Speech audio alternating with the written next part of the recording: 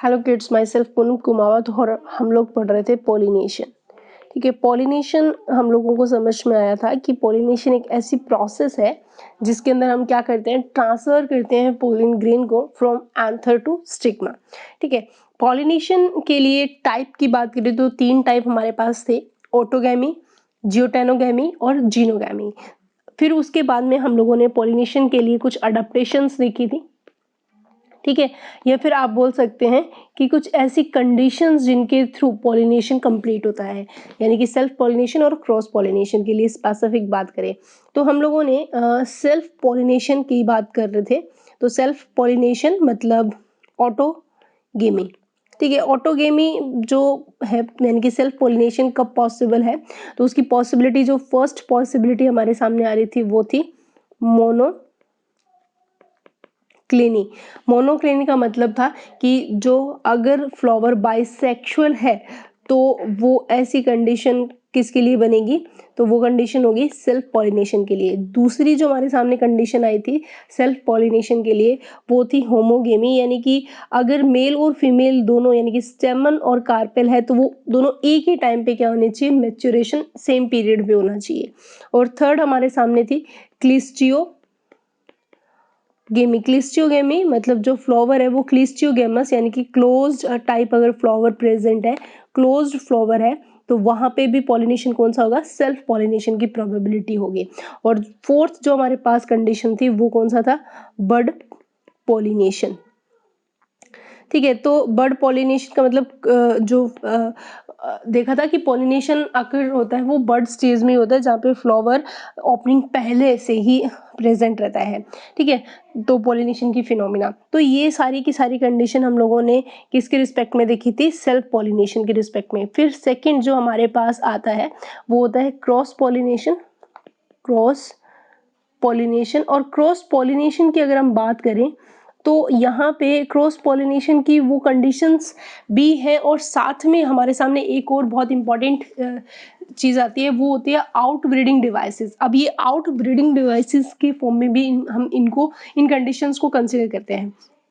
क्या है out breeding devices, वो मैं आपको पहले बताऊंगी, उसके बाद में ये सारी चीज़ें आपकी क्लियर होंगी। इनके क्रॉस पॉलिनेशन की अडेप्टेशंस के साथ साथ हम बात कर रहे हैं कि स्पेसिफिक अडेप्टेशंस तो देख ही रहे हैं कि ऐसी कौन कौन सी अडेप्टेशन होगी, साथ में हम वर्ड यूज कर रहे हैं आउट ब्रीडिंग डिवाइसेस।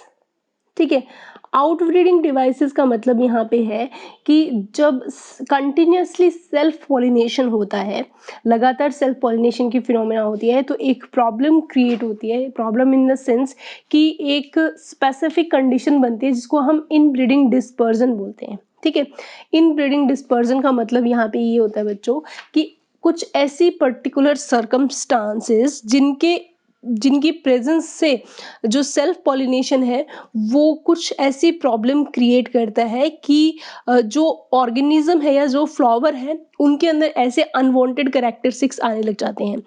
देखो हम एक एग्जांपल से बात करें, इन ब्रीडिंग डिस्पर्जन का मतलब क्या है। देखो, बायोलॉजिकल फिटनेस होती है किसी फ्लावर की। ठीक है, biological fitness in the sense कि उस पर्टिकुलर फ्लावर का सर्वाइविंग रेट या उस पर्टिकुलर स्पीसीज की सर्वाइविंग रेट प्लस उनके अंदर जो रिप्रोडक्टिव रेट है उन दोनों पे ही क्या पड़ता है, अफेक्ट पड़ता है। ठीक है, तो ऐसी कंडीशन में क्या होता है कि वहां पे अगर हम देखें तो जो सर्वाइविंग रेट है या बायोलॉजिकल जो डिस्पर्जन है, जो बायोलॉजिकल फिटनेस है वो यहाँ पे क्या होती है, डिस्टर्ब होती है। तो अगर हम बात कर रहे हैं सेल्फ पॉलिनेशन के रिस्पेक्ट में तो कंटिन्यूसली क्या करवाएंगे, अगर सेल्फ पॉलिनेशन करवाते हैं तो प्रॉब्लम क्रिएट होगी एक, और वो क्या होगी, इन ब्रीडिंग डिप्रेशन। ठीक है, और इन ब्रीडिंग डिप्रेशन का मतलब होता है कि जो बायोलॉजिकल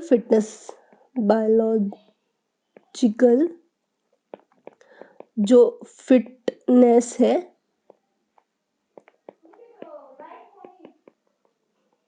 वो क्या हो जाएगी, रिड्यूस हो जाएगी। ठीक है। बायोलॉजिकल फिटनेस का मतलब क्या रहता है, मैं यहाँ पे बताऊँ। बायोलॉजिकल फिटनेस का मतलब होता है जो survival rate plus reproductive rate. ठीक है, तो अगर किसी पर्टिकुलर स्पीसीज का अगर हम बात करें, उनके अंदर बायोलॉजिकल फिटनेस रिड्यूस हो जाती है, इसका मतलब क्या है कि वहाँ की पर्टिकुलर कंडीशन जो हम बात कर रहे हैं वो डिस्टर्ब हो चुकी है, यानी कि उनके सर्वाइविंग रेट पे भी अफेक्ट पड़ रहा है, प्लस अगर हम बात करें उनके अंदर जो उनकी सर्वाइविंग रेट है उसके ऊपर भी फर्क पड़ रहा है। तो ऐसी कौन कौन से डिवाइसेस या ऐसी कौन कौन से कंडीशंस होगी जो कि कंटिन्यूअसली सेल्फ पॉलिनेशन को रोकेगी।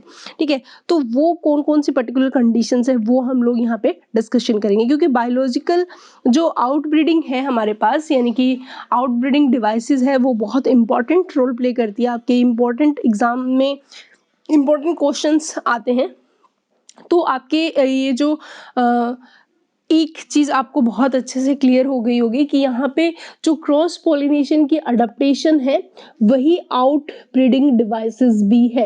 आउट ब्रीडिंग डिवाइसेस मतलब कुछ ऐसे कंडीशंस या ऐसे पर्टिकुलर पोजीशन जिसकी हेल्प से कंटिन्यूअसली सेल्फ पॉलिनेशन से बचा जा सके। समझ में आया कि हमें कंटिन्यूअसली सेल्फ पॉलिनेशन नहीं करवाना। रीजन क्या है कंटिन्यूअसली सेल्फ पॉलिनेशन ना करवाने का, क्योंकि अगर कंटिन्यूअसली सेल्फ पॉलिनेशन हुआ तो क्या प्रॉब्लम क्रिएट होगी, इन ब्रीडिंग डिप्रेशन आएगा।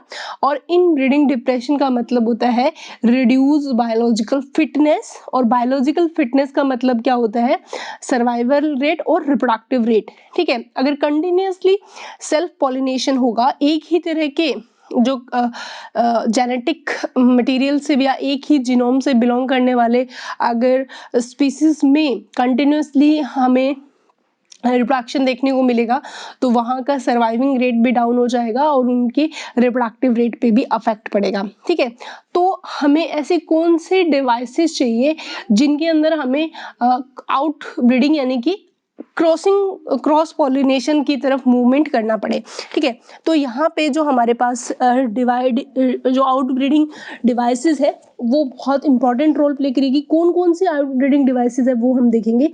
तो हमारा जो अगर स्पेसिफिक बात करें आउटब्रीडिंग डिवाइसेस की, तो मैं यहाँ लिख देती हूँ आउट ब्रीडिंग डिवाइसेस। तो ये समझ में आ गया होगा, ये आपके एनसीईआरटी के अंदर एक इम्पॉर्टेंट टॉपिक है जो दिया हुआ है। देखो मेजॉरिटी ऑफ फ्लावर्स जो होते हैं ना वो हर्मेफ्रोडाइट होते हैं। ठीक है, मतलब उसी के अंदर ही क्या प्रेजेंट होता है, स्टैमन, और उसी में ही क्या होता है, एंथर प्रेजेंट होता है। राइट, तो ऐसी कंडीशन में उनके अंदर क्या होता रहता है, कंटिन्यूड सेल्फ पॉलिनेशन होता है। ठीक है, अब कंटिन्यूसली सेल्फ पॉलिनेशन का जो रिजल्ट हमारे सामने आएगा वो इम्पॉर्टेंट है, क्योंकि कंटिन्यूसली सेल्फ पॉलिनेशन होने से जो रिजल्ट आएगा वो क्या होगा, जो रिजल्ट सामने आता है वो आएगा इन ब्रीडिंग डिप्रेशन। ठीक है, वो जो रिजल्ट आएगा वो किस फॉर्म में आएगा, इनब्रीडिंग डिप्रेशन के फॉर्म में आएगा। अब जो ये इनब्रीडिंग डिप्रेशन है वो मैंने आपको बता ही दिया क्या होता है, कि इनब्रीडिंग डिप्रेशन जिससे कि बायोलॉजिकल फिटनेस जो होती है वो पर्टिकुलर फ्लावर की क्या हो जाती है, रिड्यूस हो जाती है, यानी कि सर्वाइविंग रेट पे क्या पड़ रहा है, अफेक्ट पड़ता है। तो ऐसी कंडीशंस में अब किधर मूव करना पड़ेगा, हमें सेल्फ पॉलिनेशन को छोड़ना पड़ेगा और हमें एंश्योर करना होगा कि सेल्फ पॉलिनेशन ना हो। ठीक है, तो अब ऐसे केस में इस प्रॉब्लम के सॉल्यूशन के लिए हमें क्या करना पड़ेगा, तो ऐसी कुछ डिवाइसेस अकर करनी पड़ेगी, यानी कि flowering plants have developed many devices to discourage self pollination. ठीक है, and encourage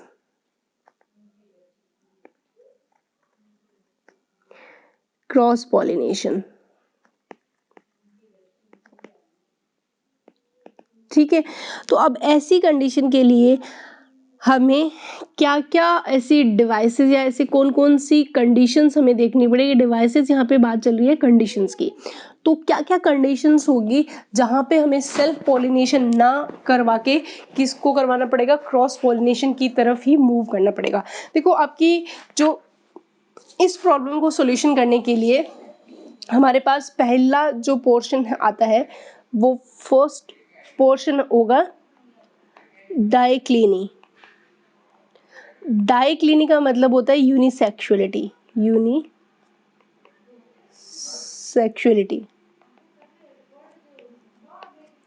ठीक है।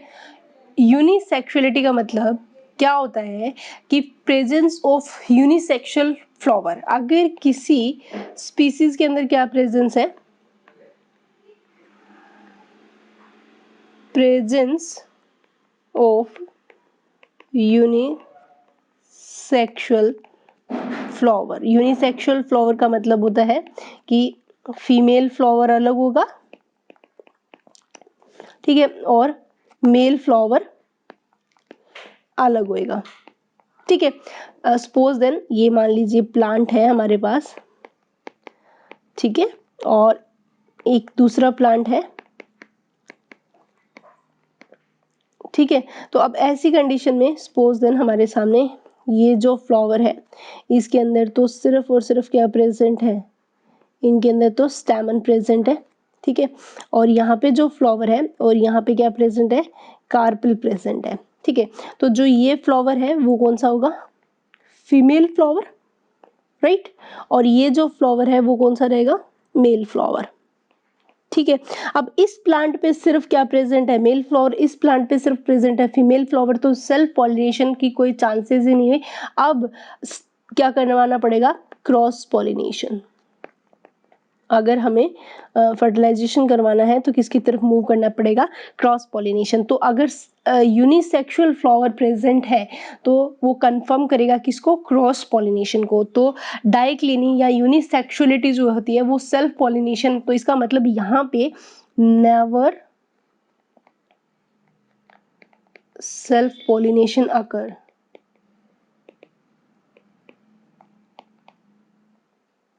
ठीक है, यहाँ पे कभी भी सेल्फ पॉलिनेशन नहीं होगा। एग्जाम्पल, क्योंकि यूनिसेक्सुअल फ्लावर का एग्जाम्पल मैंने पहले भी बताया था, एक तो हमारे पास एग्जाम्पल आता है डेट प्लाम और एक आता है पपाया, ठीक है।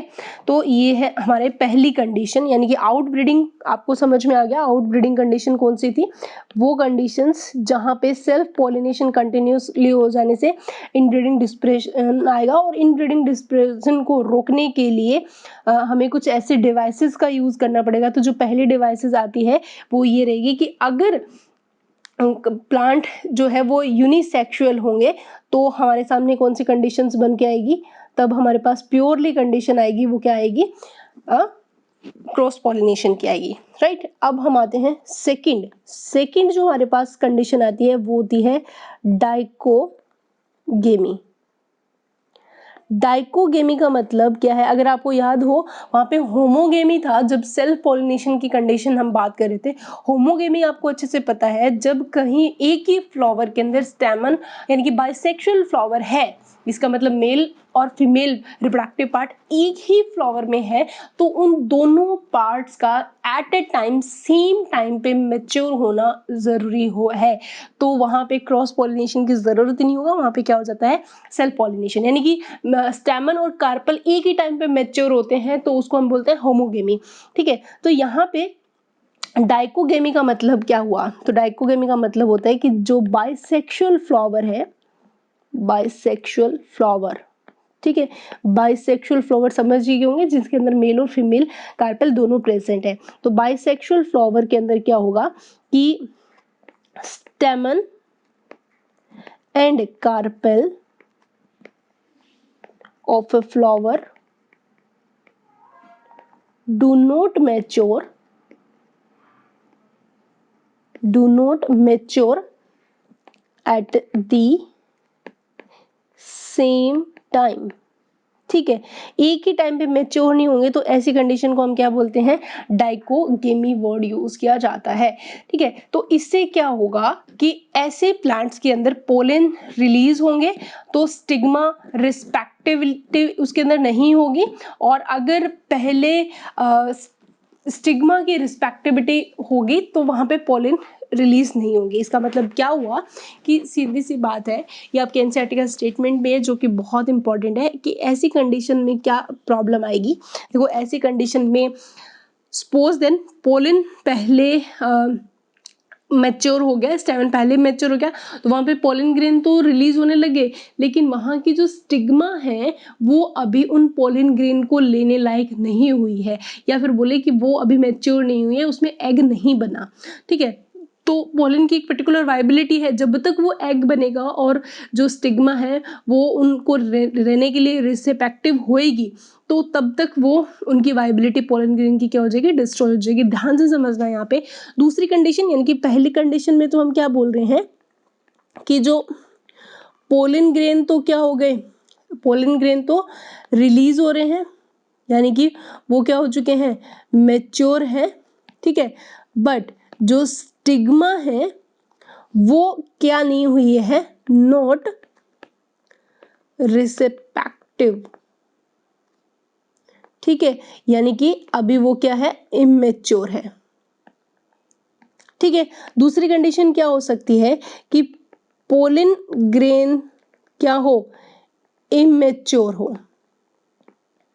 ठीक है, यानी कि नॉट रिलीज, बट जो स्टिग्मा है वो क्या है, रिसेप्टिव है, यानी कि वो अब क्या हो चुकी है, मैच्योर हो चुकी है। तो अब ऐसी कंडीशन में क्या नहीं हो पाएगा, सेल्फ पॉलिनेशन नहीं हो पाएगा, जिसको आपकी एनसीईआरटी ने इन दोनों कंडीशंस को कुछ इस तरीके से लिखा है, इन दीज प्लांट, जो कि बहुत इंपॉर्टेंट स्टेटमेंट है तभी मैं लिख रही हूं, pollen release and stigma respectivity are not synchronized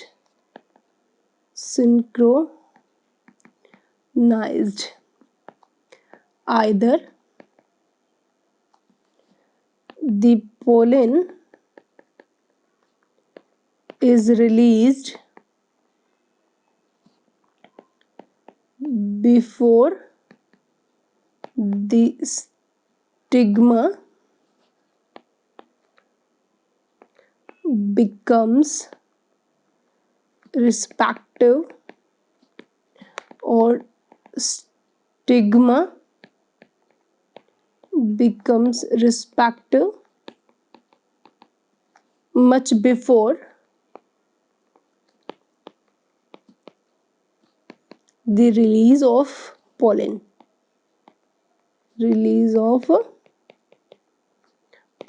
ठीक है, तो ये जो स्टेटमेंट्स हैं वो आपके लिए बहुत इंपॉर्टेंट स्टेटमेंट है, क्योंकि इन पे क्वेश्चन आया हुआ है। तो यहाँ पे आपको सीधा सा स्पष्ट क्लियर हो रहा है कि अगर डाइकोगेमी प्रेजेंट है तो वहाँ पे जो पोलन और जो स्टिग्मा की रिस्पेक्टिविटी है वो एक दूसरे से सिंक्रोनाइज्ड नहीं होगी। अगर पोलन रिलीज्ड है तो स्टिग्मा वहाँ पे रिस्पेक्टिव नहीं हो पाएगी, और अगर जस्ट अपोजिट होगा, स्टिग्मा अगर रिस्पेक्टिव होगी तो वहाँ पे पोलन अभी मैच्योर या रिलीज नहीं हो पाएंगी। ठीक है, तो अब हम बात करते हैं डाइकोगेमी की टाइप्स की। तो डाइकोगेमी जो होते हैं वो बेसिकली दो टाइप का होता है। Dichogamy is of two types. ठीक है, दो टाइप का हमें डाइकोगेमी देखने को मिलेगा। कौन कौन सा? पहला जो डाइकोगेमी होगा, दो टाइप कौन कौन से हैं? तो पहला टाइप होता है प्रोटो एंड्री। ठीक है, और दूसरा रहता है वो होता है प्रोटो गाइनी। वैसे तो नाम से ही आपके क्लियर हो गया होगा। देखो, प्रोटो का मतलब होता है पहले, ठीक है, और एंड्री का मतलब होता है एंड्रोशियम। ठीक है, तो इसका मतलब पहले क्या बनेगा, एंड्रोशियम फॉर्म होगा, यानी कि पहले जो मैच्योरेशन होगा वो किसका होगा, एंथर का होगा, या फिर बोल सकते हो स्टैमन यहाँ पे पहले मैच्योर होगा, ठीक है। तो इसके अंदर क्या होगा, when the anther of a flower mature earlier than carpels, ठीक है। तो ऐसी कंडीशंस को हम क्या बोलते हैं, प्रोटो एंड्री कंडीशंस, ठीक है। बहुत सारी स्पीसीज होती है एंजियोस्पर्म की जो कि क्रॉस पॉलिनेशन करती है only because of the protandrous condition, that is a very important statement. यानी कि बहुत सारी many plants of angiosperm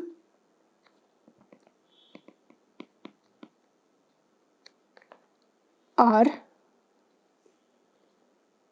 cross pollinated only because of proto androus condition, ठीक है। प्रोटो एंड्रस कंडीशन समझ में आ गए होंगे।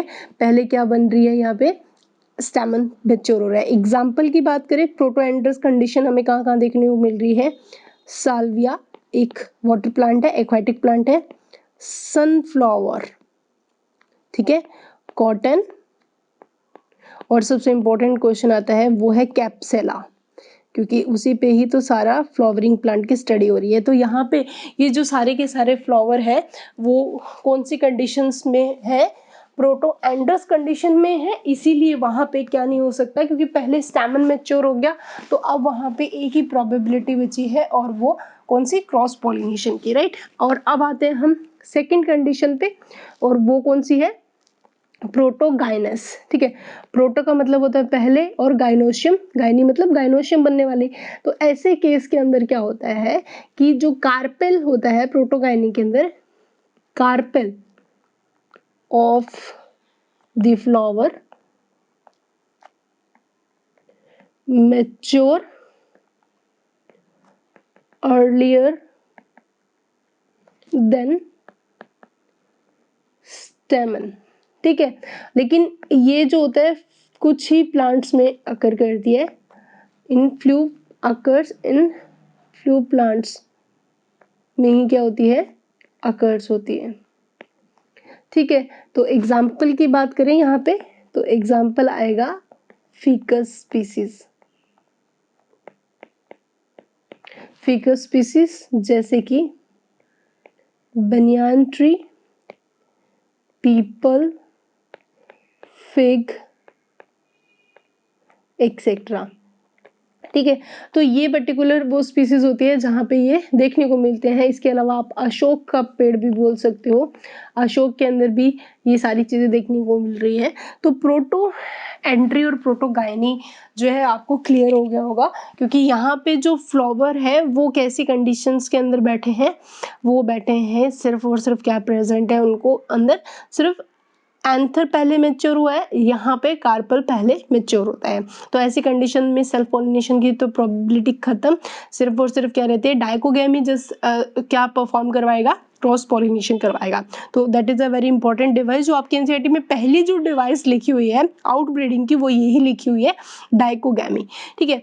तो इसको एक डायग्राम से अगर हम देखें तो वो कुछ इस तरीके से हमारे सामने आएगी। तो अगर आप डायग्राम्स में देखोगे क्लियरली आपको समझ में आएगा कि किस तरीके से है। तो अगर आप प्रोटो एंट्री कंडीशंस देख रहे हो, पहले प्रोटो एंट्री कंडीशंस हम देखें, तो प्रोटो एंट्री कंडीशन के अंदर क्या हो रहा है, तो आप देखोगे फर्स्ट डे जो है फ्लावर का, वहां पे आप देखोगे स्टिग्मा क्या है, अभी क्लोज्ड है, ठीक है। लेकिन वहां पे एंथर जो होता है उनके अंदर शेडिंग होना स्टार्ट हो चुकी है, ठीक है। अब लेकिन सेकेंड डे जहाँ पे सारे एंथर यानी कि सारे जो पोलन ग्रेन है वो क्या हो चुके हैं, शेडेड हो चुके हैं, सारे पोलन जो ग्रेन है वो ऑलरेडी शेड हो चुके हैं, तब वहां पे जाके क्या ओपन हो रहा है, स्टिग्मा ओपन हो रही है, समझ में क्या। तो ऐसी कंडीशन को हम क्या बोलते हैं, प्रोटो एंट्री कंडीशंस बोला जाता है, ठीक है। वहीं अगर प्रोटोगाइनी कंडीशंस की बात करें तो ऐसी कंडीशन में देखोगे फर्स्ट डे जो है फ्लावर का, वहाँ पे जो स्टिग्मा है वो रिस्पेक्टिव है, ठीक है, वो लेने लायक है, लेकिन सेकंड डे में जब वो रिस्पेक्टिव थी तब उसके पास क्या नहीं आ रहे थे, एंथर नहीं आ रहे थे, लेकिन जब सेकंड डे जब उसकी रिस्पेक्टिविटी कम हो जाती है तब वहाँ पे डेहिसेंस होता है किसका, एंथर का। तो अब ऐसी कंडीशंस के अंदर वहाँ पे कौन सी कंडीशन मिलती है, प्रोटोगायनी कंडीशंस हमें देखने को मिलती है। ठीक है, तो that is a very important device जो कि आपके एनसीईआरटी ने आउटब्रीडिंग डिवाइस के अंदर सबसे पहले यही चीज लिखा है कि जब पॉलन रिलीज और stigma respectivity are not synchronized, then this is suitable condition for outbreeding devices for cross pollination, right. So यहाँ पे अब आता है फिर हमारा सेकंड जो पॉइंट रहता है, सॉरी हमने पहले डाइक्लिनी कर लिया और डाइकोगेमी कर लिया, थर्ड जो हमारे पास डिवाइसेस रहती है वो कौन सी रहती है, कैज्मोगेमी। ठीक है, कैज्मोगेमी को एक और नाम से जानते हैं एंथेसिस। एंथेसिस कैज्मोगेमस फ्लावर मैंने लास्ट क्लास में भी आपको बताया था, जो ओपन रहते हैं उनको, यानी कि opening of the flower bud, जो ऐसे फ्लावर्स को हम क्या बोलते हैं, कैज्मोगेमी, यानी कि यहाँ पे क्या है, ओपन टाइप ऑफ फ्लावर है। तो अब ओपन है फ्लावर तो वहां पे क्रॉस पॉलिनेशन होने के चांसेस भी क्या होंगे, बढ़ जाएंगे। ठीक है, तो that is a chasmogamous type of condition. ठीक है, इसके बाद जो नेक्स्ट हमारे पास इंपॉर्टेंट डिवाइसेस आती है वो आती है हर्कोगेमी, जो कि बहुत इंपॉर्टेंट है। नेक्स्ट हमारे पास फोर्थ जो टाइप रहता है वो होता है हर्कोगेमी। हर्कोगेमी क्या है, इसको अगर हम समझें तो हर्कोगेमी एक ऐसी आउटब्रीडिंग डिवाइसेस है जिसके अंदर सेल पॉलिनेशन ना होके कहाँ जाना पड़ेगा, हमें क्रॉस पॉलिनेशन की तरफ मूव करना पड़ेगा। तो हर्कोगेमी में क्या होता है कि ऐसे कुछ प्लांट्स होते हैं जिनके अंदर एंथर भी है और स्टिग्मा भी है, दोनों सेम फ्लावर पे है, सेम टाइम पे मैच्योर हो रहे हैं, फिर भी उनमें क्या नहीं हो रहा, सेल्फ पॉलिनेशन नहीं हो रहा। रीजन क्या है, उन दोनों के बीच में एक मॉर्फोलॉजिकल बैरियर की presence, that is a very important. यानी कि इन सम प्लांट्स, कुछ ही प्लांट्स के अंदर ये कंडीशंस होती है, क्या प्रेजेंट होता है, एक मॉर्फोलॉजिकल बैरियर। ये आपका नीट का क्वेश्चन भी था, मॉर्फोलॉजिकल बैरियर। ठीक है, are formed in between the anther and stigma of a same flower, same flower। ठीक है, सो अब ऐसी कंडीशन में यहाँ पे so self pollination not occur, ऐसी कंडीशन में सेल्फ पॉलिनेशन जो होगा वो नहीं होगा, नॉट अकर। ठीक है, तो यहाँ पे क्योंकि पोलन ग्रेन जो है वो एंथर से स्टिग्मा तक पहुंचने में अनकैपेबल हो गए, so this condition, in this condition only cross pollination ही क्या होगा, सूटेबल होगा, is possible. That is a very important. Herkogamy जो है इसके ऊपर इंपॉर्टेंट क्वेश्चन आया है, क्या प्रेजेंट होता है, मॉर्फोलॉजिकल बैरियर प्रेजेंट होता है, तो वहां पे अब क्या करना पड़ेगा, सिर्फ क्रॉस पॉलिनेशन ही करना पड़ेगा जो सेल्फ पॉलिनेशन को रोकता है। एग्जाम्पल यहाँ पे बहुत इंपॉर्टेंट है, तो एग्जाम्पल की बात करते हैं तो एग्जाम्पल आता है कैलोट्रोपिस, यानी कि आँख। कैलोट्रोपिस का अगर आपने फ्लावर देखा है तो आपको बहुत आसानी से क्लियर हो जाएगा, और एक एग्जाम्पल है वो है ग्लोरियोसा। ठीक है, कैलोप्लस का जो डायग्राम है वो मैं आपको बताती हूँ, तो किस जो कि इस तरीके से है। तो आप इसमें देखोगे कि यहाँ पे अगर हम देखें तो इस कंडीशंस के अंदर आपको क्या देखने को मिलेगा कि पर्टिकुलर ये जो फ्लावर है इसके अंदर ये जो है वो तो क्या प्रेजेंट है, स्टेमन है, और ये अंदर क्या प्रेजेंट है वो है कार्पेल, लेकिन कार्पेल जो है वो क्या है, कवर्ड है। ठीक है, जिसकी वजह से स्टेमन से जो एंथर है यानी कि वो एंथर कार्पेल के ऊपर नहीं पहुंच पाएंगे। इस वजह से यहाँ पे जो पॉलिनेशन होगा वो कैसा होगा, वो सेल्फ पॉलिनेशन तो नहीं होगा, नॉट अकर। ठीक है, तो फिर this condition is helpful for only on cross pollination. ठीक है, तो ये कैलोट्रोपिस का एग्जाम्पल रहेगा। तो हर्कोगेमी जो है बहुत इंपॉर्टेंट डिवाइस है किसके लिए, आउट ब्रीडिंग डिवाइसेस के फॉर्म में, जहाँ पे हमें पॉलिनेशन को क्या करना होता है, रोकना होता है। तो यहाँ पे आपको क्या लगाना पड़ेगा, एक बैरियर, वो भी मॉर्फोलॉजिकल बैरियर, किस किस के बीच में, स्टैमन और एंथर के बीच में। फिर आता है हेट्रोस्टाइली। हेट्रोस्टाइली का मतलब क्या होता है, हेट्रोस्टाइली का मतलब होता है कि यहाँ पे जो लेंथ फिलामेंट की और लेंथ स्टाइल की, वो क्या करती है, एक दूसरे से अलग हो जाती है। There is a difference in between the length of filament of stamen and length of the style in the flower of some plants. ठीक है, तो यहाँ पे क्या वेरी कर रहा है, डिफरेंस वेरी कर रहा है, किस किस बीच में, डिफरेंस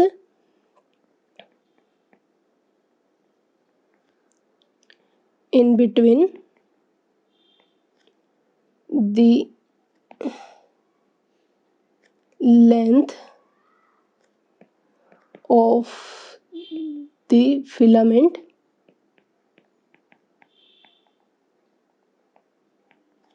ठीक है, of stamen and length of style in flower। ठीक है, तो ऐसी कंडीशन के अंदर क्या क्या पॉसिबिलिटी हो सकती है, दो पॉसिबिलिटी देखने को मिलेगी हेट्रोस्टाइली के अंदर। पहली पॉसिबिलिटी क्या होगी कि लॉन्ग क्या होगा, स्टेमन होगा, एंड शॉर्ट क्या होगी, स्टाइल होगा। ठीक है, दूसरी कंडीशन में क्या होगी, लॉन्ग स्टाइल होगा एंड शॉर्ट क्या होगा, स्टेमन होगा। तो ऐसे कंडीशन के अंदर इन दोनों के बीच में कंपैटिबिलिटी नहीं बन पाएगी, और ऐसे केस के अंदर जो एंथर और स्टिग्मा जो है वो प्लेस होंगे डिफरेंट पोजीशन पे, या फिर आप बोल सकते हो ऐसी कंडीशंस के अंदर, दोनों कंडीशंस को अगर आप यहाँ पे लागू करोगे तो क्या देखने को मिलेगा, इनकी लॉन्ग स्टेमन शॉर्ट स्टाइल, या दूसरी कंडीशन में लॉन्ग स्टाइल और शॉर्ट स्टेमन होंगे। तो बिकॉज एंथर और जो स्टिग्मा है वो प्लेस्ड होंगे डिफरेंट पोजीशन पे, so that the pollen can not come in contact with the stigma of same flower. ठीक है, यानी कि यहाँ पे एंथर एंड और जो स्टिग्मा है आर प्लेस्ड इन डिफरेंट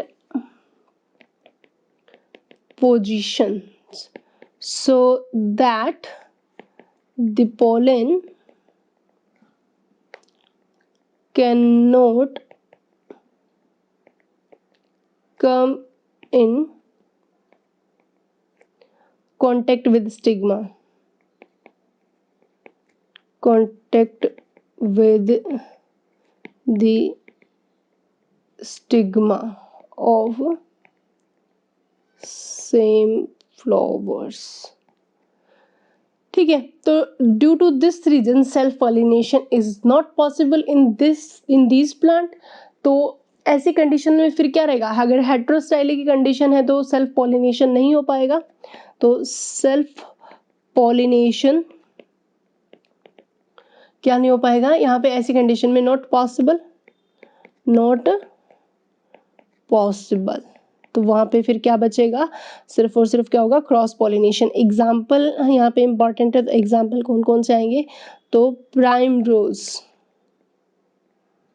और लियोनम और प्रिम्यूला, ये तीन हमारे लिए इंपॉर्टेंट एग्जाम्पल है। डायग्राम देखें किस तरीके से आएगा, वो कुछ इस तरीके से है, जो कि इस तरीके से है। तो अगर आप यहाँ देखोगे तो पहली कंडीशन आप देखो, यहाँ पे क्या है कि जो स्टेमन है, ये स्टेमन्स है। ठीक है, तो अगर आपको क्या देखने को मिल रहा है, ये जो स्टेमन्स है यहाँ पे वो क्या है, छोटे हैं, लेकिन स्टिग्मा देखो तो स्टिग्मा इतनी लंबी है, यहाँ तक लेके यहाँ तक स्टिग्मा है, और यहाँ से लेके यहाँ तक क्या आ रहे हैं, स्टेमन्स आ रहे हैं। ठीक है, लेकिन यहाँ पे देखो यहाँ से लेके यहाँ तक तो क्या आ रहे हैं, स्टेमन आ रहे हैं। ये लेंथ किसकी है, स्टेमन की, लेकिन यहाँ से लेके और यहाँ तक जो है वो किसकी है, स्टाइल की है। तो यहाँ पे लॉन्ग स्टाइल है, लेकिन यहाँ पे शॉर्ट स्टाइल है। तो ऐसी कंडीशन जिनके अंदर अनसिंक्रोनाइज्ड है, तो ऐसे स्ट्रक्चर को हम क्या बोलते हैं, हेट्रोस्टाइली वर्ड यूज किया जाता है, हेट्रोस्टाइली स्टाइली। तो हेट्रोस्टाइली जो है वो कंडीशन किसके लिए अप्रोप्रिएट रहती है, वो बेसिकली अप्रोप्रिएट रहती है क्रॉस पॉलिनेशन के लिए। ठीक है, अब हमारे पास थर्ड जो सिक्स्थ जो डिवाइस आती है वो होती है सबसे important self sterility. Self sterility का मतलब क्या है, इसी के लिए एक और वर्ड यूज किया जाता है, वो है सेल्फ इनकम्पैटिबिलिटी। ठीक है, और एक और वर्ड यूज किया जाता है इसके साथ साथ ही, वो होता है सेल्फ इनकम्पैटिबिलिटी। सेल्फ इनकम्पैटिबिलिटी या इंट्रा स्पेसिफिक, सॉरी, या आप बोल सकते हो इंट्रा स्पेसिफिक इनकम्पैटिबिलिटी। ठीक है, तो ये जो वर्ड्स हैं वो बड़े ही कंफ्यूज करने वाले वर्ड्स हैं। सबसे इम्पॉर्टेंट डिवाइस भी मानी गई है इसको, एनसीईआरटी के अंदर आपके सेल्फ इनकम्पैटिबिलिटी को एक्सप्लेन भी किया हुआ है। अब सेल्फ इनकम्पैटिबिलिटी होता क्या है हमारे लिए समझना ये सबसे ज़रूरी है। सेल्फ इनकम्पैटिबिलिटी का मतलब क्या है यहाँ पे, तो भाई सेल्फ इनकम्पैटिबिलिटी का मतलब अगर हम देखें तो हमारे सामने रहता है यहाँ पे कि सेल्फ इनकम्पैटिबिलिटी एक ऐसी कंडीशन है जिसके अंदर क्या हो रहा है कि जो फ्लावर है, यानी कि सेल्फ इनकम्पैटिबिलिटी में क्या देखने को मिल रहा है, एक ऐसी कंडीशंस जिसके अंदर फ्लावर जो है वो अपने ही पोलन ग्रेन को क्या कर देते हैं, रिजेक्ट कर देते हैं। मतलब क्या हुआ कि मान लीजिए एक फ्लावर है, बाइसेक्सुअल फ्लावर है, मैं इसको एक डायग्राम से अगर आपको बताऊं तो इसको ध्यान से समझना। मान लीजिए ये हमारे पास क्या है, फ्लावर है, ठीक है, इस तरीके से, और इस फ्लावर के अंदर आपको क्या देखने को मिल रहा है, ये इस तरीके से हमारे पास आ गया। ठीक है, फ्लावर। अब इस फ्लावर के अंदर हम बना रहे हैं यहाँ पे जो हमारी स्ट्रक्चर है वो है इस तरीके से, ये होगी हमारे पास कार्पेल की स्ट्रक्चर। ठीक है, ये क्या है, कार्पेल, और ये हमने बनाई यहाँ पे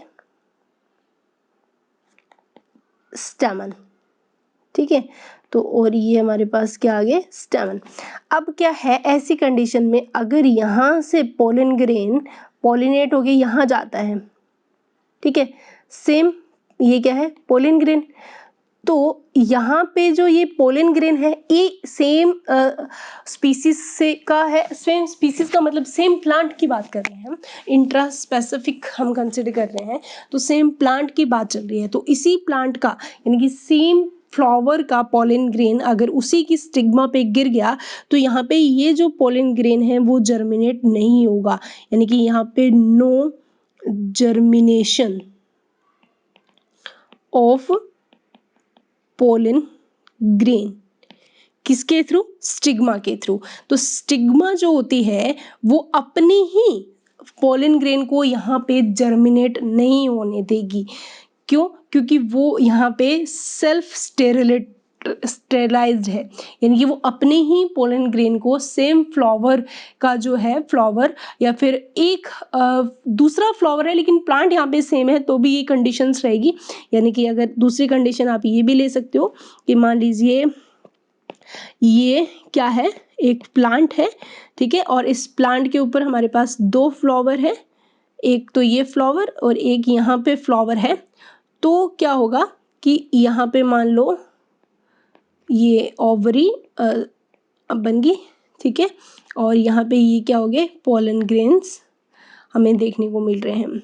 तो अगर आप सोचो कि यहाँ के जो पोलन ग्रेन है वो अगर यहाँ जाके होंगे तो यहाँ पे भी नो जर्मिनेशन होगा।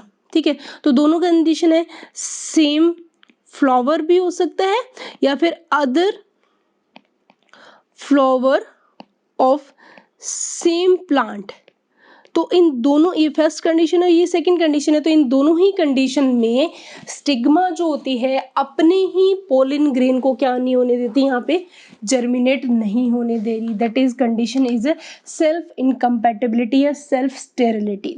बहुत इंपॉर्टेंट क्वेश्चन आते हैं इनके ऊपर। तो अगर हम स्टेटमेंट वाइज इसको लिखें तो क्या होगा कि यहाँ पे ये जो सेल्फ इनकम्पैटिबिलिटी है, यानी कि जो सेल्फ इनकम्पैटिबिलिटी, नाम से ही समझ में आ रहा होगा, जो है इनकम्पैटिबिलिटी है किसके बीच में, खुद के ही पोलन ग्रेन के साथ ही कंफर्टेबल नहीं है, ठीक है। तो ये जो है वो किस तरीके के मैकेनिज्म है, तो that is this is a genetic mechanism. पहली चीज तो आप इसको याद रखो, ये क्या है, एक जेनेटिक मैकेनिज्म है। क्लियर। तो इस जेनेटिक मैकेनिज्म से ये prevents self pollen from the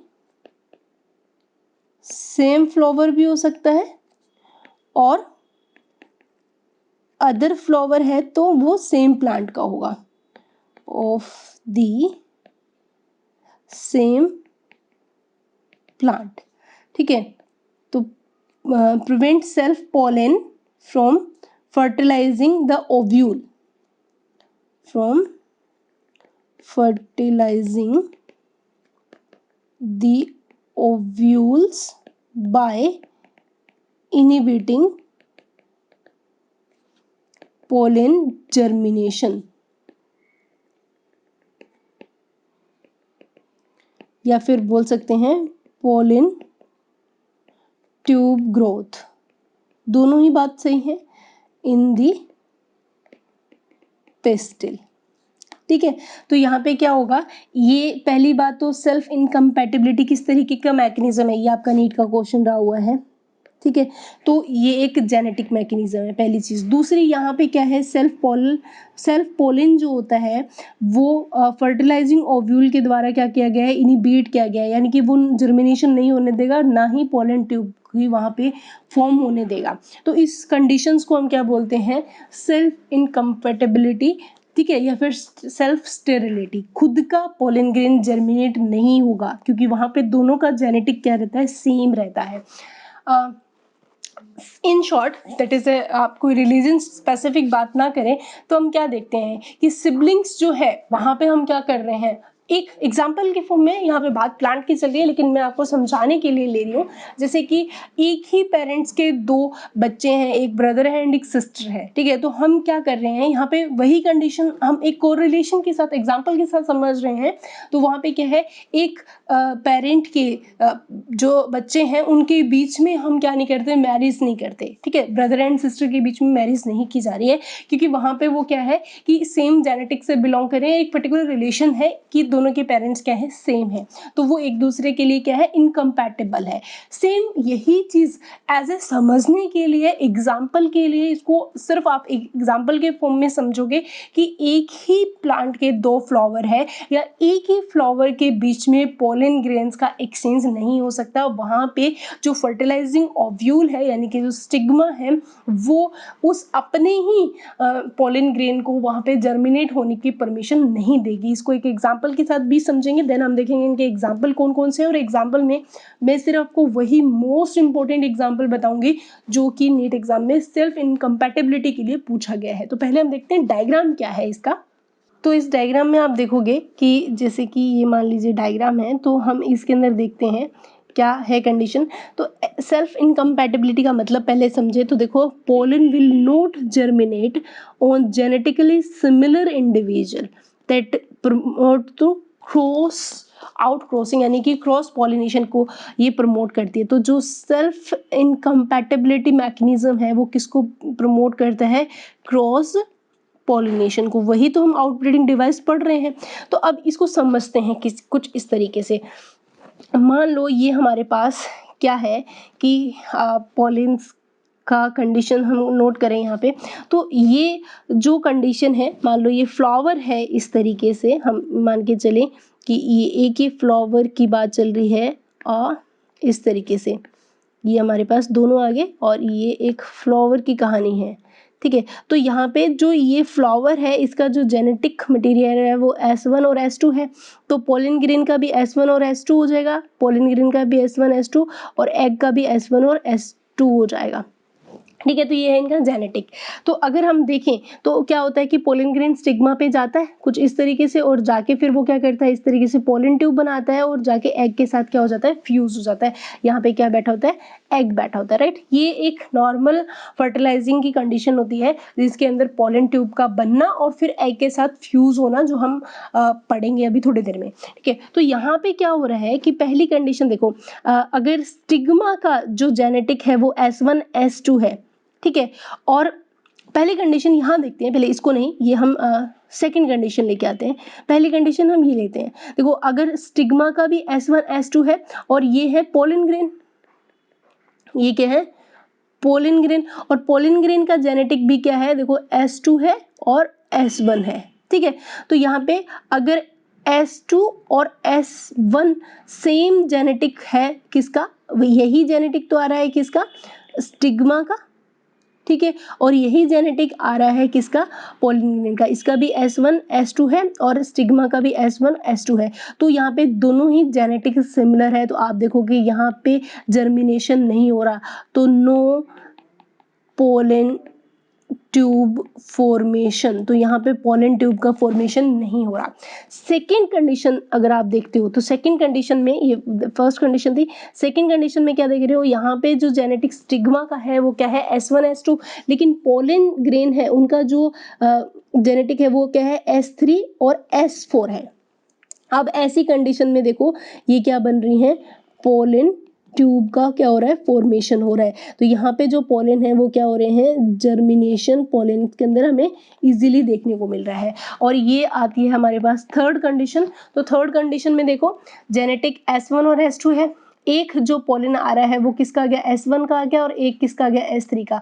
तो यहाँ पे जर्मिनेशन नहीं हो रहा है, यहाँ पे पोलन ट्यूब का फॉर्मेशन हो रहा है।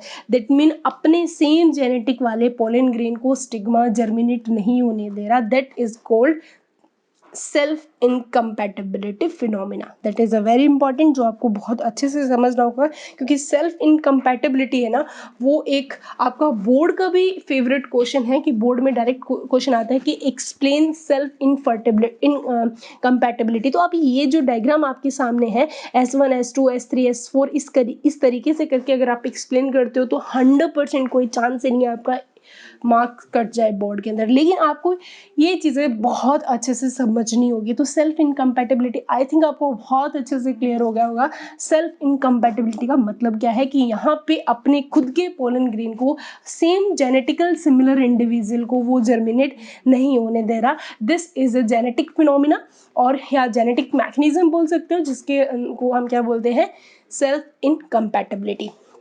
अब आता है एग्जाम्पल क्या है। तो इसका जो एग्जाम्पल आता है, जो पूछा गया एग्जाम्पल है, वो है टोबैको। टोबैको जो है वो इम्पॉर्टेंट एग्जाम्पल है। इसके अलावा और भी एग्जाम्पल है, जैसे कि पिटूनिया हुआ, ग्रैप्स हुए, एप्पल हुए, ये सारे के सारे क्या करते हैं, सेल्फ इनकम्पैटिबिलिटी शो करते हैं। लेकिन टोबैको जो है वो सेल्फ इनकम्पैटिबिलिटी शो करता है, जिसके अंदर सबसे इम्पोर्टेंट क्वेश्चन है, इसके अलावा एप्पल भी शो करता है, ठीक है, और ग्रेप्स भी शो करते हैं, ठीक है। तो लेकिन हमें सबसे इम्पोर्टेंट टोबैको पे पूछा हुआ क्वेश्चन है। तो ये थे हमारे पास सारे के सारे वो आउटब्रीडिंग डिवाइसेस या ऐसी कंडीशन जहाँ पे सेल्फ पॉलिनेशन नहीं होने देना, और क्या होगा वहाँ पे सिर्फ और सिर्फ आउट ब्रीडिंग यानी कि क्रॉस पॉलिनेशन की प्रोबेबिलिटी रहती है। तो क्रॉस पॉलिनेशन के लिए बात करें, क्रॉस पॉलिनेशन की अडेप्टेशन की बात करें, तब हमारे पास क्या क्या अडेप्टेशन आएगी। तो अगर सिर्फ हम अडेप्टेशन स्पेसिफिक बात करें तो आप वो सारी अडेप्टेशन लिख सकते हो।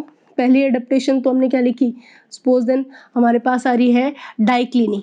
पहली कंडीशन तो क्या थी, डाइक्लिनी यानी कि यूनिसेक्सुअलिटी। दूसरी जो है थी वो डाइकोगेमी थी, जिसके अंदर आपको प्रोटो एंड्री और प्रोटोगाइनी, तीसरी जो कंडीशन थी वो थी कैस्मोगेमी, ठीक है। और फोर्थ जो कंडीशन थी वो थी हर्कोगेमी, और फिफ्थ कंडीशन थी वो थी हेट्रोस्टाइली, है ना, हेट्रोस्टाइली। और सिक्स जो कंडीशन थी वो थी self incompatibility,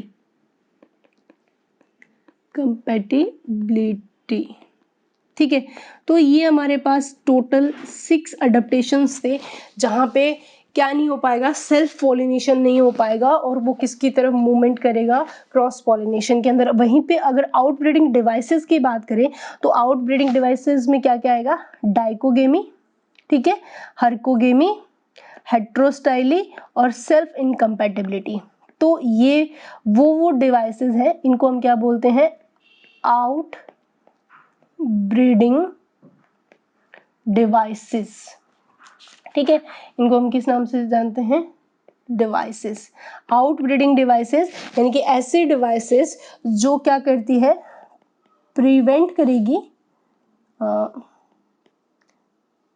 prevents self pollination. क्यों, क्योंकि सेल्फ पॉलिनेशन क्या कोज करता है, इन ब्रीडिंग डिप्रेशन कोज करता है। तो आपका बोर्ड का सबसे इंपॉर्टेंट क्वेश्चन आ गया, सेल्फ इनकम्पैटिबिलिटी पे क्वेश्चन पूछा जा सकता है, हेट्रोस्टाइली पे, हर्कोगेमी पे, dichogamy. That is a very important term जो आपको बहुत अच्छे से क्लियर होनी चाहिए, तभी आप क्वेश्चंस को अच्छे से अटेम्प्ट कर पाओगे। That is complete phenomena of pollination, ठीक है। पॉलिनेशन कंप्लीट हो चुका है, जिसके अंदर आप लोगों ने तीनों टाइप देख लिए पॉलिनेशन के, वो पर्टिकुलर एडेप्टेशंस भी देख ली जहाँ पे पॉलिनेशन परफॉर्म होता है, ठीक है। पॉलिनेशन होने के बाद में फिर आते हैं एजेंट्स ऑफ पॉलिनेशन, ठीक है। अब देखते हैं एजेंट्स ऑफ पॉलिनेशन। एजेंट्स का मतलब क्या है, देखो, अब जो पोलन है उनको स्टिग्मा तक पहुंचना है, तो पोलन को स्टिग्मा तक पहुंचने की जो फिनोमिना है वो तो पॉलिनेशन है, लेकिन एंथर से पोलन को स्टिग्मा तक पहुंचाने के लिए एक मीडिएटर, एक एजेंट्स की जरूरत होती है, जिसको हम क्या बोलते हैं, पॉलिनेटिंग एजेंट, ठीक है। अब जो ये एजेंट्स हैं वो दो टाइप के हो सकते हैं। एजेंट्स कितने टाइप के हो सकते हैं, दो टाइप के एजेंट्स हो सकते हैं। कौन कौन से, एक एजेंट होता है बायोटिक एजेंट, ठीक है, और एक होते हैं एबायोटिक। दो तरह के क्या होते हैं, एजेंट्स होते हैं, एक तो कौन से होते हैं, बायोटिक, और एक होते हैं एबायोटिक।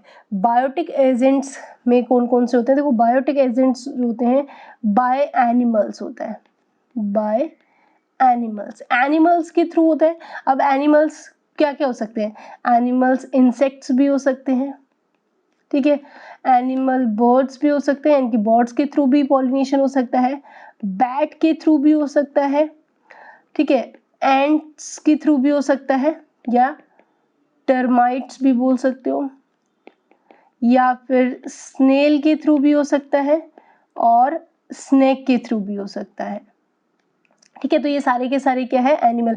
अगर इनके थ्रू पॉलिनेशन हो रहा है, यानी कि ये पोलन ग्रेन को स्टिग्मा तक पहुंचाने का काम कर रहे हैं, तो ऐसे एजेंट्स को हम क्या बोलते हैं, बायोटिक एजेंट्स बोलते हैं। जबकि एबायोटिक एजेंट्स की बात करें तो एबायोटिक एजेंट्स के अंदर या तो किसके थ्रू जाएगा, पोलन बाय विंड के थ्रू जाएगा, ठीक है, या फिर किसके थ्रू जाएगा, बाय वाटर के थ्रू जाएगा, ठीक है। तो या तो विंड की हेल्प से या वाटर की हेल्प से अगर वो मूवमेंट कर रहा है पोलन ग्रेन, तो ऐसे फिनोमिना को हम क्या बोलते हैं, बायोटिक एजेंट ऑफ पॉलिनेशन, ठीक है। तो अब इनके थ्रू जो पॉलिनेशन होता है, इनका एक स्पेसिफिक नेम होता है, और किस तरीके से होते हैं, किन कंडीशंस के अंदर होता है, और पोलन ग्रेन के पास ऐसी कौन कौन सी अडेप्टेशन होती है जो ये करवाती है। तो हम सबसे पहले जो देखते हैं वो देखेंगे विंड के थ्रू, सबसे इंपॉर्टेंट। देखो, विंड के थ्रू जो पॉलिनेशन होता है, ठीक है, उसको बोलते हैं एनीमोफिली, एनीमोफिली पॉलिनेशन, ठीक है। तो अब हम स्टार्ट कर रहे हैं एनीमोफिली पॉलिनेशन। हमारा जो टॉपिक है वो क्या है, एनिमोफिली पॉलिनेशन। तो एनिमोफिली पॉलिनेशन के ऊपर बात करें तो एनिमोफिली पॉलिनेशन का मतलब क्या होगा कि जो पोलिन ग्रेन है are transferred from one flower to the other flower through the wind। ठीक है, तो यहाँ पे जो ट्रांसफर हो रहा है वो किसके थ्रू हो रहा है, विंड के थ्रू हो रहा है। तो ऐसे को हम क्या बोलते हैं, एनिमोफिली। ठीक है, और ऐसे फ्लावर को क्या बोलते हैं, तो ऐसे फ्लावर को हम बोलेंगे जिनके अंदर एनिमोफिली पॉलिनेशन होता है, तो ऐसे फ्लावर को हम बोलते हैं एनिमोफिलस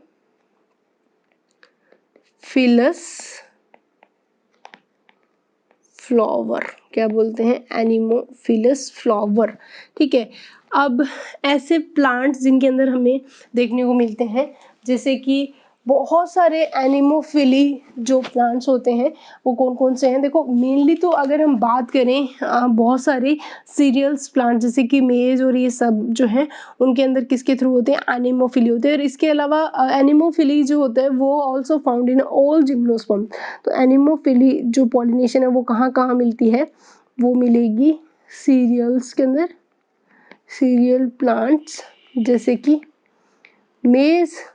और इसके अलावा एनिमोफिली जो होता है वो also found in all gymnosperms, जितने भी जिम्नोस्पर्म्स हैं उनके अंदर हमें देखने को मिलती है। तो एनिमोफिलस जो प्लांट्स होते हैं वो प्रोड्यूस करते हैं बहुत सारे पॉलिन ग्रेन। तो जो एनिमोफिलस प्लांट है वो अगर पॉलिन ग्रेन की बात करें तो एनिमोफिलस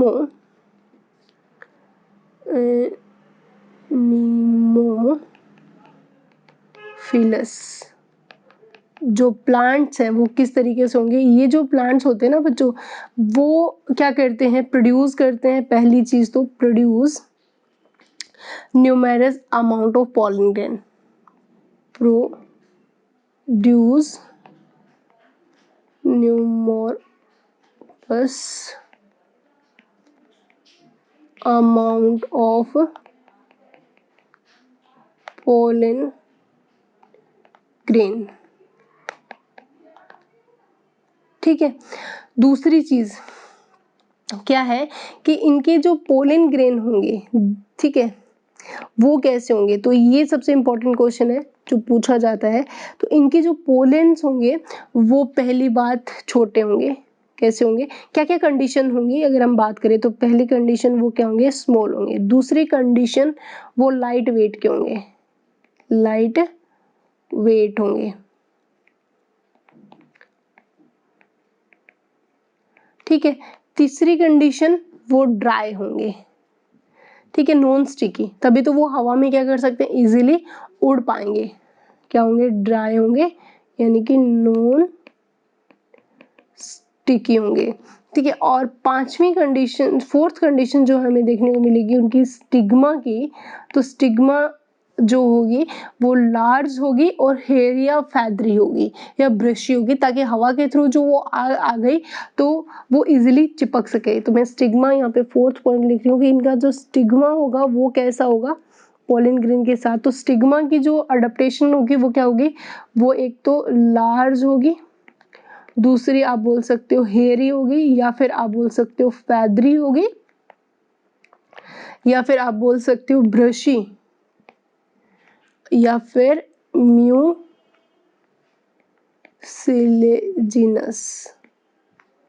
यानी कि स्टिकी होगी।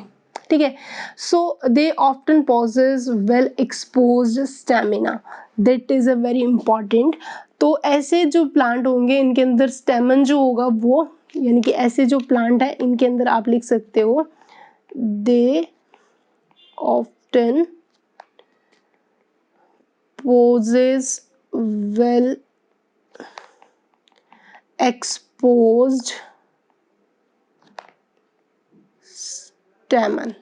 ठीक है, तो ये जो कंडीशंस आपके सामने आई है ना बच्चों, ये कंडीशन बहुत इंपॉर्टेंट है। यहाँ से 100% क्वेश्चन आता है कि एनिमोफिलस प्लांट कौन से होते हैं जिनके अंदर पॉलिनेशन किसके थ्रू होता है, विंड के थ्रू होता है, उनके क्या क्या क्वालिटी है। तो पहली चीज़ तो कोई बहुत लार्ज अमाउंट में क्या प्रोड्यूस करेंगे, पोलन। पोलन ग्रेन्स की क्या क्या क्वालिटी होंगी, वो छोटे होंगे, लाइट वेट के होंगे ताकि हवा में इजीली उड़ सके, ड्राई होंगे यानी कि नॉन स्टिकी होंगे। जबकि स्टिग्मा की अगर बात करें, स्टिग्मा की क्या क्या अडेप्टेशन होगी, तो स्टिग्मा लार्ज होगी, हियरी होगी, फैदरी बोल सकते हो या ब्रशी हो सकते हैं। इसके अलावा वो क्या होगी, स्टिकी होगी। तो ये चीज़ें आपको बहुत अच्छे से याद होगी। पोलन ग्रेन क्या होंगे, नॉन स्टिकी, जबकि स्टिग्मा अगर स्टिकी है तो ये बेस्ट कंडीशन है किसके लिए, एनिमोफिली पॉलिनेशन करने के लिए। ठीक है, इसके अलावा ऐसे बहुत सारे पोलन जो है वो ग्रेन देखने को मिलते हैं जो जहाँ पे एनिमोफिलस देखने को मिलता है। देखो, एनिमोफिलस फ्लावर जो होते हैं वो कभी अट्रैक्टिव नहीं होंगे। दूसरी चीज़, एनिमोफिलस फ्लावर की बात करें तो जो एनिमोफिलस फ्लावर की अगर हम बात करें तो ये जो फ्लावर होते हैं वो कैसे होते हैं, तो आंसर आएगा ये पहली बात, नॉन अट्रैक्टिव होंगे। ठीक है, क्योंकि यहाँ पे नॉन अट्रैक्टिव का मतलब है कि भाई देखो, इनको अट्रैक्टिव करना नहीं है, इंसेक्ट्स को तो अट्रैक्ट करना नहीं है, अट्रैक्टिव होंगे। ठीक है, और ना ही इनके अंदर नो फ्रेगनेंस,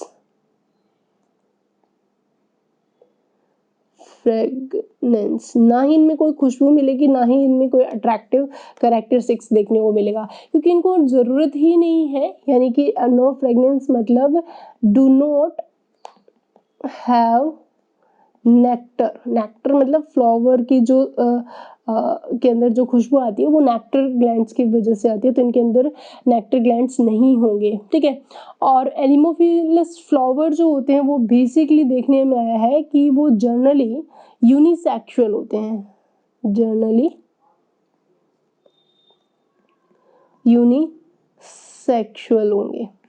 ठीक है, तो मैक्सिमम लॉस होता है पोलन ग्रेन का, क्योंकि इस टाइप ऑफ पॉलिनेशन में it is a completely non directional process होती है एनिमोफिलस जो पॉलिनेशन रहता है। और विंड पॉलिनेटेड फ्लावर जो होता है वो जनरली सिंगल ओव्यूल होता है, एक ओवरी में एक ही ओव्यूल देखने को मिलता है। और बहुत सारे फ्लावर जो होते हैं वो पैक्ड होते हैं एक इन्फ्लोरोसेंस के अंदर, जैसे कॉर्न कॉब है। ठीक है, तो बेसिकली जो हमें अडेप्टेशंस और क्या क्या देखने को मिलती है, तो उनकी अगर लिस्ट बनाएं तो पहली चीज़ हमारे सामने क्या होती है कि यहाँ पे मैक्सिमम लॉस होगा, मैक्सिमम लॉस ऑफ किसका, पोलन ग्रेन का, क्योंकि हवा में इधर उधर उड़ जाएंगे, पता ही नहीं चलेगा। दूसरी चीज़ कि इनके अंदर ये जो फिनोमिना है वो कैसा है, नॉन डायरेक्शनल फिनोमिना है। ठीक है, तीसरी नॉन डायरेक्शनल क्या होती है, प्रोसेस है। तीसरी चीज कि विंड पॉलिनेटेड जहां पे भी होगा वो फ्लावर जो होंगे, इस तरह के जो फ्लावर होंगे वो सिंगल ओव्यूल रहेंगे। ठीक है, एक ओवरी में, इन ईच ओवरी। ठीक है, पहली चीज तो ये। दूसरी चीज, ये जो फ्लावर होते हैं इनके अंदर बहुत सारे फ्लावर्स हमें देखने को मिलेंगे, न्यूमेरियस फ्लावर्स आर पैक्ड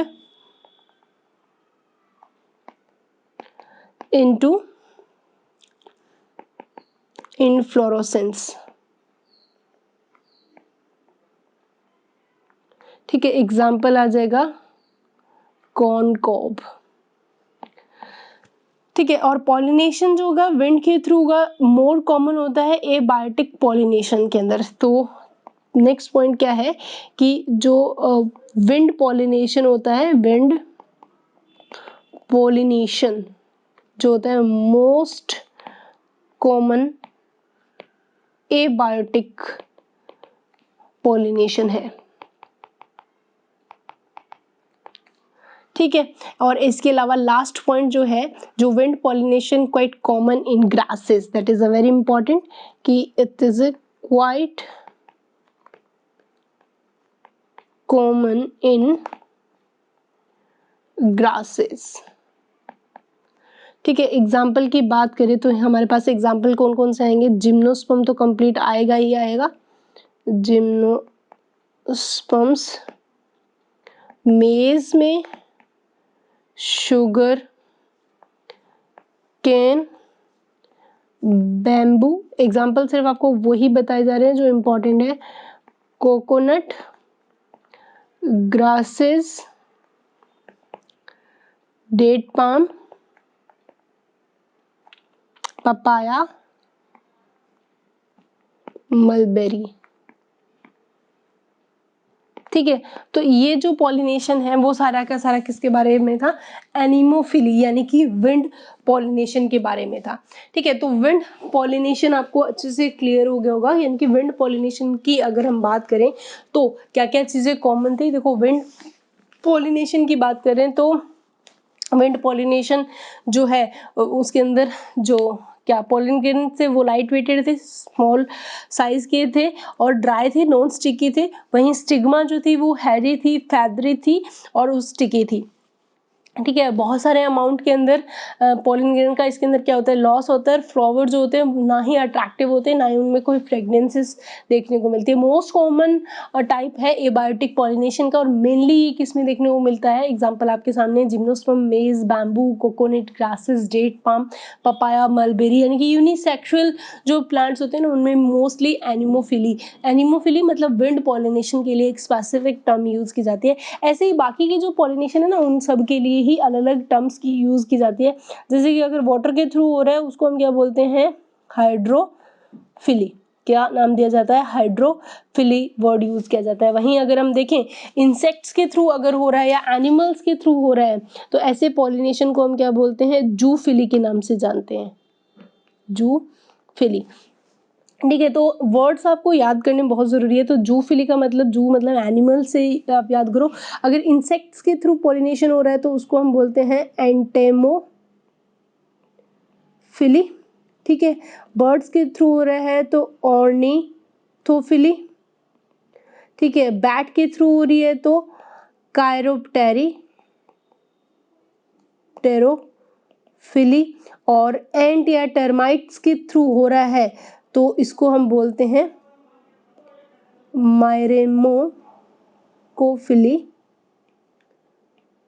ठीक है, और अगर स्नेल के थ्रू हो रहा है तो उसको बोलते हैं मेलेकोफिली और स्नेक के थ्रू होते हैं तो ओफियोफिली। तो इस तरीके से ये टर्म्स हैं बच्चों जो आपसे पूछी जाती है। इनमें से जो हमारे लिए इंपॉर्टेंट टर्म्स हैं वो कौन कौन सी है जो हमें डिस्कशन करना है। एक तो एनिमोफिली हो ही गया हमारा, क्योंकि विंड के थ्रू जो हो रहा है वो कौन सा था, एनिमोफिली। ठीक है, तो एक तो एनिमोफिली हमारे लिए इंपॉर्टेंट है, हाइड्रोफिली इंपॉर्टेंट है, एंटेमोफिली, ऑर्निथोफिली, कायरोप्टेरिफिली। ठीक है, तो ये 5 जो टाइप है वो मोस्ट कॉमन है। बाकी आपको एंट, स्नेल और स्नेक से भी होता है ये पता होना चाहिए, और उनको किस नाम से जानते हैं ये पता होना चाहिए। तो मेनली हमारे लिए तो इंसेक्ट, बर्ड्स और बैट और विंड और वाटर, ये 5 सबसे ज़्यादा इंपॉर्टेंट है, जिसके अंदर आपके एनसीईआरटी ने एनिमोफिली और हाइड्रोफिली को बहुत अच्छे से डिटेल में लिखा हुआ है। जूफिली का आपके इतना डिटेल में नहीं दिया, लेकिन अलग अलग इकोलॉजी के अंदर देखोगे तो वहाँ पे कुछ सिम्बायोटिक एसोसिएशन या कुछ इंट्रैक्शंस होती हैं उनके बीच में फिर भी एक दो एग्जांपल्स को एक्सप्लेन किया गया है। लेकिन मैं आपको जो कॉमन एग्जांपल है जूफिली के वो बताऊंगी, और प्लस हम लोग यहाँ पे एनिमोफिली और हाइड्रोफिली जो है वो डिटेल में करेंगे, जिसमें हमने एनिमोफिली को कंप्लीट डिटेल में कर लिया है। एनिमोफिली के अंदर क्या क्या चीज़ें थी दोबारा से रिपीट करते हैं। एनिमोफिली एक ऐसा पॉलिनेशन था जिसके अंदर पॉलिन ग्रेन का ट्रांसफर किसके थ्रू किया जाता है, विंड के थ्रू किया जाता है। ऐसे फ्लावर जिनके अंदर एनिमोफिली से पॉलिनेशन होता है तो ऐसे फ्लावर को हम क्या बोलते हैं, एनिमोफिलस फ्लावर बोला जाता है। ठीक है, अब एनिमोफिलस प्लांट वो प्लांट होते हैं जिनमें ऐसे फ्लावर्स प्रेजेंट होते हैं। ये प्लांट्स काफ़ी एक्सपोज करते हैं किसको, स्टैमन को बहुत लार्ज अमाउंट में प्रोड्यूस करते हैं पॉलिन ग्रेन को। पॉलिन ग्रेन जो होते हैं इनके छोटे होते हैं, लाइट वेट के होते हैं, नॉन स्टिकी होते हैं। वहीं अगर स्टिग्मा की बात करें तो वो लार्ज थी, फैदरी थी, ब्रशी या म्यूसिलिजिनस स्टिकी उसके अंदर प्रेजेंट था। स्टिकीनेस। वहीं अगर एनेमोफिलिस फ्लावर की बात करें तो ये यूजुअली यूनिसेक्सुअल थे, नॉन अट्रैक्टिव थे क्योंकि इंसेक्ट तो चाहिए ही नहीं है, और प्लस इनके अंदर नो फ्रेगनेंस, किसी भी तरीके की कोई नेक्टर ग्लैंड नहीं थी, इसीलिए इनके अंदर कोई भी खुशबू नहीं प्रेजेंट होती है, ठीक है। और मैक्सिमम लॉस होता है इस तरह के पॉलन ग्रेन्स के अंदर, क्योंकि हवा के अंदर बहुत सारे पॉलन ग्रेन्स क्या करते हैं, मूव करते हैं, लेकिन सारे के सारे पॉलन ग्रेन एक ही जगह पहुंचे ये ज़रूरी नहीं है। तो ये क्या होती है, एक नॉन डायरेक्शनल फिनोमिना होती है, इसके अंदर पर्टिकुलर कोई एक डायरेक्शन मेंशन नहीं की गई। ऐसे फ्लावर यानी कि एनिमोफिलस फ्लावर की बात करें तो ऐसे फ्लावर में एक सिंगल ओव्यूल मिलेगा एक ही ओवरी के अंदर, ठीक है। और इसके अंदर बहुत सारे फ्लावर्स होंगे जो इनफ्लोरोसेंस के अंदर क्या रहेंगे, पैक्ड होके रहते हैं। Wind pollination basically a most common abiotic pollination रहता है, और जो कि कॉमनली किस में मिलता है, ग्रासेस में देखने को मिलता है। इसके अलावा सारे के सारे gymnosperm, maize, sugarcane, bamboo, coconut, grass, date palm, papaya, mulberry, ये इसके बाकी के एग्जाम्पल्स हैं जो कि बहुत इंपॉर्टेंट है। तो एनिमोफिली और हाइड्रोफिली जो है आपके बोर्ड के फेवरेट क्वेश्चन भी हो सकते हैं, कि आपको डिफरेंस लिखना हो सकता है, right the difference between anemophily and hydrophily. तो अगर डिफरेंस के फॉर्म में पूछा जाए तो यहाँ पे पोलिन ग्रेन और स्टिग्मा की क्या क्या अडेप्टेशंस थी वो आपको याद रखना बहुत ज़रूरी है। ऑल्दो नीट में भी ये पूछा जाता है, क्योंकि अगर हमें याद हो तो पोलिन ग्रेन क्या थे बच्चों, स्मॉल, लाइटवेट और ड्राई यानी कि नॉन स्टिकी, जबकि स्टिग्मा कैसी थी, हेयरी, फैदरी और स्टिकी थी। अब सेकंड जो हमारे पास आता है वो किसके थ्रू होता है, वाटर के थ्रू, और उसको हम क्या बोलते हैं, हाइड्रोफिली पॉलिनेशन बोला जाता है। हाइड्रोफिली पॉलिनेशन, हाइड्रोफिली पॉलिनेशन का मतलब होता है ये किसके थ्रू होता है, वाटर के थ्रू होता है, H2O। इनके वाटर के थ्रू अगर पॉलिनेशन होता है तो ऐसे पॉलिनेशन को हम क्या बोलते हैं, हाइड्रोफिली, ठीक है। अब हाइड्रोफिली पॉलिनेशन जो है वो not all aquatic plant use water for pollination, क्योंकि हाइड्रोफिली वर्ड आते हैं ना हमारे दिमाग में एक वर्ड चलता है कि जितने भी एक्वेटिक पानी में पाए जाने वाले जितने भी प्लांट्स हैं उन सब में कौन सा पॉलिनेशन होगा। तो आप 1 मिनट में आंसर करोगे कि हाइड्रोफिली पॉलिनेशन होगा, क्योंकि पानी में पाया जा रहा है। तो सारे के सारे एक्वेटिक प्लांट जो होते हैं वो हाइड्रोफिली पॉलिनेशन करें ये ज़रूरी नहीं है। That is a very important statement कि not all aquatic plants use water for pollination, ठीक है। तो दैट्स अ वेरी इंपॉर्टेंट, क्योंकि पॉलिनेशन जो है वो वाटर से बहुत ही रेयर होता है फ्लावरिंग प्लांट में। It is limited to about 30 genera, mostly monocotyledon, ठीक है। तो that is a very important कि जो इस तरीके का जो पॉलिनेशन है वो बहुत ही रेयर होता है। Pollination by water is quite rare in flowering plant, ठीक है। तो अप्रोक्सीमेटली अगर लिमिटेड है, it is limited to about 30 genera ही है जिनके अंदर इस तरीके का देखने को मिल रहा है, और उसके अंदर मोस्टली क्या है, मोनोकोट्स हैं, ठीक है। तो ये सबसे इम्पॉर्टेंट चीज़ है कि सारे के सारे फ्लावरिंग प्लांट या सारे के सारे एक्वेटिक प्लांट वाटर से पॉलिनेशन नहीं करते, कुछ ही होते हैं स्पेसिफिक जो वाटर से पॉलिनेशन करते हैं। अब आता है टाइप्स की बात करें तो टाइप्स ऑफ हाइड्रोफिली। तो टाइप्स की बात करें तो 2 टाइप के हमारे सामने देखने को मिलते हैं। 2 टाइप कौन कौन से हैं वो देखें। तो एक टाइप तो रहता है वो होता है एपी हाइड्रोफिली, और एक होता है हाइपो हाइड्रोफिली, ठीक है। एक कौन सा होता है, एपी, और एक होता है हाइपो, ठीक है। एपी हाइड्रोफिली का मतलब क्या होता है कि जब पॉलिनेशन जो होता है वो सरफेस ऑफ वाटर के अंदर प्रेजेंट होता है। तो that is a very important कि when the pollination takes place on the surface of water.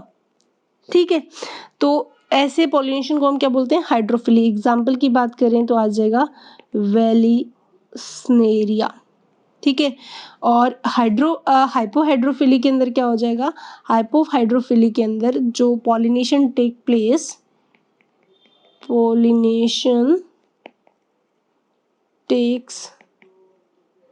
Place inside the water. किसके अंदर होगा, इनसाइड दी वाटर। ऐसे को क्या बोलते हैं, हाइपोहाइड्रोफिली। एग्जाम्पल में कौन कौन आएगा यहाँ पे, जोस्टेरा जो कि सी ग्रासेस है, हाइड्रोफिला हाइड्रिला और सेरेटोफाइलम। तो ये 3 एग्जाम्पल है। तो सरफेस पे हो रहा है तो वो कौन सा होगा, एपी, और जो इनसाइड का हो रहा है वो होगा हाइपोहाइड्रोफिली। तो वेलिसिनेरिया में ये किस तरीके से हो रहा है वो हम डिटेल में देखेंगे कि वेलिसिनेरिया में ये बहुत इंपॉर्टेंट है, जो कि नेक्स्ट क्लास के अंदर देखेंगे। वेलिसिनेरिया में सरफेस पे वाटर के थ्रू पॉलिनेशन कैसे हो रहा है, जिसका डायग्राम भी एनसीईआरटी ने क्या कर रखा है, मेंशन कर रखा है। तो ये बहुत इंपॉर्टेंट फिनोमेना है, हाइपोहाइड्रोफिली और एपीहाइड्रोफिली। तो हम इसके अंदर जो आपकी एनसीईआरटी के अकॉर्डिंग जाए तो वेलिसिनेरिया में उन्होंने एक्सप्लेन तो नहीं किया इतना डिटेल में, लेकिन फिर भी उन्होंने डायग्राम के थ्रू कुछ पॉइंट जरूर मेंशन किए हैं हाइपोहाइड्रोफिली के। तो हो सकता है आपके बोर्ड में क्वेश्चन ही आ जाए, एक्सप्लेन हाइपोहाइड्रोफिली, क्योंकि एनसीईआरटी ने वेलिसिनेरिया डायग्राम में मेंशन कर रखा है। तो हाइपोहाइड्रोफिली का मतलब पता होना चाहिए। हाइड्रोफिली एक ऐसा पॉलिनेशन जो किसके थ्रू होता है, पानी के थ्रू होता है। ठीक है, जितने सारे एक्वेटिक एनिमल्स कभी भी हाइड्रोफिली पॉलिनेशन नहीं करते हैं, कुछ ही होते हैं, लगभग 30 जनरा है जो कि हाइड्रोफिली करते हैं। टाइप की बात करें 2 टाइप का होता है, हाइपोहाइड्रोफिली और एपीहाइड्रोफिली। एपीहाइड्रोफिली यानी कि सरफेस पे हो रहा है पॉलिनेशन, और हाइपोहाइड्रोफिली के अंदर जो पॉलिनेशन होता है इनसाइड दी वाटर हो रहा है। सो ऐसे में एग्जांपल बहुत इंपॉर्टेंट है। वेलिसिनेरिया का एग्जांपल रहेगा एपी हाइड्रोफिली में, और जोस्टेरा, हाइड्रिला और सेरेटोफाइलम का जो एग्जांपल है वो हाइपोहाइड्रोफिली के अंदर रहता है, जो कि नेक्स्ट क्लास में हम वेलिसिनेरिया को डिटेल के अंदर समझेंगे कि इस तरीके से पॉलिनेशन हो रहा है। ये सारे के सारे पॉइंट जो है आपके एनसीईआरटी के अंदर मेंशन किए गए हैं, डायग्राम भी दिखाए हुए हैं। मैं बार बार एक ही चीज़ की आपको रिक्वेस्ट करती हूँ कि आप क्लास को कंप्लीट कंसंट्रेशन के साथ सुनने के बाद में एक बार जस्ट आप लेक्चर कंप्लीट होते ही आप एनसीईआरटी की रीडिंग ज़रूर लगाएं, क्योंकि एनसीईआरटी जो है वो मोस्ट इम्पॉर्टेंट बुक है आपकी नीट एग्जामिनेशन को क्रैक करने के लिए। प्लस जितने भी बोर्ड के क्वेश्चन है वो डायरेक्ट एनसीईआरटी से ही आते हैं। तो लेक्चर अटेंड होने के जस्ट बाद एनसीईआरटी में जो लेक्चर में आपको बहुत डिटेल में चीज़ें दी जाती है, एनसीईआरटी में वही सारे के सारे पॉइंट्स कुछ ही पैराग्राफ्स में कंप्लीट हो चुके होते हैं। तो आपको एक छोटे से पैराग्राफ की ही तो रीडिंग लगानी होती है। तो हैंड टू हैंड ये चीज़ आप वर्क कंप्लीट कर लेंगे तो एक भी मार्क आपका बायो में नहीं कटेगा, इस बात की मैं श्योरिटी देती हूँ। सो एनसीईआरटी फटाफट पढ़े, फिर कल नेक्स्ट क्लास में फिर से मिलते हैं, जिसके अंदर हम वेलिसिनेरिया में एपीहाइड्रोफिली पॉलिनेशन देखेंगे। तब तक के लिए stay happy, keep studying, thank you.